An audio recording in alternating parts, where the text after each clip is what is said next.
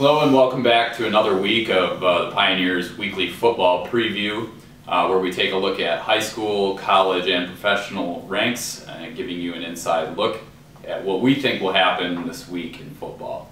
Our first game that we're going to look at this week is Chippewa Hills. We'll be hosting Big Rapids. Both teams right now are in that logjam of 3-1 teams in the CSAA, looking to try to be that top tier team. This is Chippewa Hills' homecoming game, a lot on the line for both teams. So Bob, can you tell us a little bit about who you think is going to win and what are going to be the biggest factors in this game? I think the biggest factor in this game is which team's defense is going to be able to stop the other team's superstar. Big Rapids has Nick Baldwin, Chippewa Hills has Trent Karcher. Whoever's defense can stop the other better is going to win this game. I see Chippewa Hills doing a little better job on Baldwin than Big Rapids on Karcher. I see an outstanding game here. I see Chippewa Hills winning in a tight-fought game, something like 18-16. Brandon, can you talk about how important this game is for both teams? Putting aside the fact that this is a homecoming game for Chippewa Hills and all the importance there, both teams in terms of the CSAA standings, and who do you have winning on Friday? It's important for Chippewa Hills and Big Rapids to keep pace with Reed City. A bad night for Reed City could end up having a bigger logjam with 4 teams atop the CSAA. What it comes down to is each team executing, and I think Chippewa Hills, having the emotion of homecoming right behind them, is going to come out ahead. Like Bob said, it's going to be a close game. I figure 24-22. Well, as Bob mentioned, it's going to come down to matchups, and the biggest one I think here is the Big Rapids secondary. We've seen what Big Rapids can do against the run. They're going to be tested through the air against Chippewa Hills, who has a number of weapons on the perimeter that can hurt you. I think that gives them a little bit of an advantage. Chippewa Hills' defense will sell out to stop the run in this. Unless Big Rapids can prove it can pass the ball, I give Chippewa Hills a little bit of an advantage in this one. Something along the lines of 27-20. Our next high school game that we're going to take a look at, rivalry game. Big game for both teams. Everts coming into this week's game 3-1 on the year. Pine River 1-3. Guys, Bob, looking at this game, Everts clearly looks like they're going to be the favorite in this game. But can you talk about the importance of this game for Everts and for Pine River? For Everts, this is a game that they need to win to keep the pace in the Highland and to get to that 6 wins. We discussed this before. McBain, Beale City, Lake City are all going to be challenges for them. They can't afford to stumble along the way to someone that they should beat, like Pine River. For Pine River, this is bragging rights.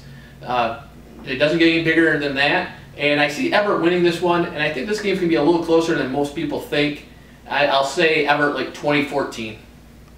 Brandon, can you talk about this game and who you've got winning in a matchup with Everts coming in 3-1 this week and the importance of them continuing to have success? I think Everts coming into Pine River is going to be a big boost of morale for the Everts guys this week.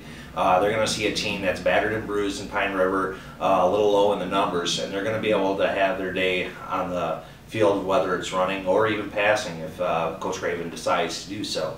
As for Everts' season as it comes along, they need to win this. Just like Bob said, they can't stumble. They need to boost their confidence, especially in the Highland Conference. I have Everts winning big time, probably 30-10. Well, I think what's been shown is that Pine River can compete, but the numbers are obviously going to hurt them, and the biggest concern that you have with that is that they're going to wear down. I think with this being a rivalry game, Pine River does have some talent. I see this being a close game early on with Everts pulling away late, something along the lines of 27-14. Moving on now to the college ranks, Ferris State at home again this week against Walsh. After a loss in their home opener last week against Ashland, Ferris State played very well in the second half against the Eagles. Unfortunately fell behind 23-0 going into halftime before scoring 32 points in the second half. Against a team like Walsh, you would expect the offensive output that they've had so far in the season, #1 in total offense in the GLIAC right now, to continue. Bob, my question for you is, does it continue against a team like Walsh? And what does Ferris have to do well to have success against them? I think there's no question that the offense is just going to keep clicking right along. Walsh is kind of new to Division II. They're not quite there in the talent level, and I expect the offense to cruise right along. I think what's important for Ferris is to get that defense on track. They've given up a lot of points, a lot of yards, and they got to get that straightened away because they still got the big boys coming up, and if they want to continue their success, the defense has got to step up, and I see Ferris winning this one pretty big. Brandon, can you talk about this, break down this matchup, and who do you think you have winning this weekend at Top Taggart Field? As for this matchup, I think Ferris State has the clear advantage. Like Bob said, Walsh is new to Division II, but I think Ferris's offense is superior, quite superior compared to Walsh. You're going to have a lot of running, a lot of passing, and I don't think Walsh's defense can keep up with them. And I think Ferris' defense is actually going to pull together this week. I see Ferris winning big time, 35-7. Yeah, I think Ferris State is really going to have to continue to focus on the defense, particularly the pass defense. The defensive backfield has been hindered by injuries all season. It'll be important for them to see if they can develop some depth at that position. But there's no doubt that they'll be able to move the ball against a team like Walsh this weekend. I see them, this is a team that averages 38 points a game right now. I see them getting more than that this week. I'll say something along the lines of 49-21, Ferris winning big. Looking to Division I, Michigan comes on a collision course meeting Notre Dame on the road at night at Notre Dame Stadium. Michigan still kind of trying to figure out what its identity is as a team. Notre Dame obviously is riding high after a big win against Michigan State. Notre Dame, Bob, has turned into a kind of a favorite for a lot of people in this last week, kind of saying that they're back, another return to glory for them. Do you see them continuing that success against Michigan this week? As a Michigan fan, unfortunately, I'm going to say yes. Notre Dame's front seven defensively is just really good. Michigan hasn't established their identity, especially offensively. It seems like they're trying to figure out if they should run the spread or the more traditional power game, and because of that struggle between the two, they haven't really established a rhythm, and I think Notre Dame takes advantage. I think Notre Dame wins this one, and I'll go with a 31-14 kind of score. Brandon, can you talk about last week's win for Notre Dame over Michigan State, obviously giving them a lot of confidence? Does that affect them at all going into this week's game against Michigan, having any sort of a hangover from that being such a big win for them? And who do you have winning? There's always a chance for a letdown, but with Notre Dame, they got a little bit of confidence, and it's going to show. They're playing at home, they're playing at night. I'd imagine that even Rudy Rudiger wouldn't even want to be there on that sideline because it's going to be so enthusiastic. But I have Notre Dame coming out ahead of Michigan. I think it's going to be a proving game for Michigan, and we'll see what kind of team they really are. Okay, I kind of feel like I'm sacrificing a pick here, but Michigan does have Denard Robinson. He has accounted for about 500 yards of offense the last two times he's played against Notre Dame. I think that's the difference between Notre Dame matching up very well against a Michigan State and not really matching up as well with a team like Michigan with a running quarterback. The Notre Dame secondary, if the defense does have a weakness, it's there. They've been hurt by injuries quite a bit there.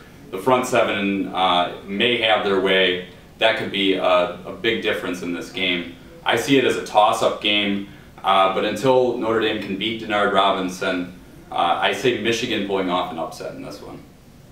Looking to our final game of the week, the Detroit Lions, still on the road after a tough loss to the San Francisco 49ers last week. They will travel to Tennessee this week to take on the Titans. Obviously a little bit easier matchup for them this week. Bob, can you talk about your thoughts on this game and where Detroit is at as a team going into the third week of the season? I think many people have the same questions about the Lions as they did at the start of the season, and that was, can they run the football? And they should get a boost with LaSure coming back after serving a 2-game suspension, and they need to get a running game going. You can't rely on Stafford. You saw that against San Francisco, and I think they're going to try to establish a run right away, and I think they'll have success, and I predict the Lions to win this one 24-20. Well, Brandon, you got what you wanted last week with a big San Francisco W. Have you given up on the Lions yet? Can you talk about your thoughts on this week's game? Well, as for last week, it was rightfully done and rightfully won by San Francisco. As for this week, it's the tale of two bad running games in Tennessee and Detroit. Which one's worse? It's up for debate. As for Lions and Tennessee this week, it's going to be passing. It's all going to be passing. It's whose secondary is going to be best, and I think in the end, despite my objections, I think Detroit is going to come out ahead, probably 17-14, thanks to Jason Hansen. As for me, I've got Detroit rushing for 300 yards this week. I've got them winning huge in this one. Way more talent than Tennessee. I'm going to go with something along the lines of 41-0. That's going to do it for our picks this week. Now we'll turn our attention to this week's game balls, where we highlight 3 players from the area who played a significant role in their team's success this week. Starting with Bob Allen. Bob, can you tell us who your game ball is? My game ball goes to running back Jonathan Green of Reed City. He rushed for more than 140 yards, had 3 touchdowns, including 2 in the first 5 plays, and he helped the Coyotes go up to the top of the CSA standings with a 4-0 record, and they're going to be the team to beat from here on out. Brandon, can you give us your game ball for an outstanding player of the week? This week, my game ball goes to Lake County, to Andon Ware, who had 334 yards of total offense for his Baldwin Panthers over Manistee Catholic Central, giving the Panthers a good step towards the West Michigan D-League Championship and that coveted 6 wins. Good job, Andon Ware. My game ball this week goes to a familiar name that we've been calling a lot this season, Trent Karcher, wide receiver for Chippewa Hills. Played a big role in his team's 40-20 win over Lakeview last weekend with 4 receiving touchdowns among 7 catches for 144 yards. Karcher continues to be a huge weapon for the Warriors. Congratulations to you on another game ball. That's going to do it for this week's preview show. As always, make sure to check out Friday's edition of The Pioneer for all of our picks from this week, and tune in to BigRapidsNews.com for updates on this week's action.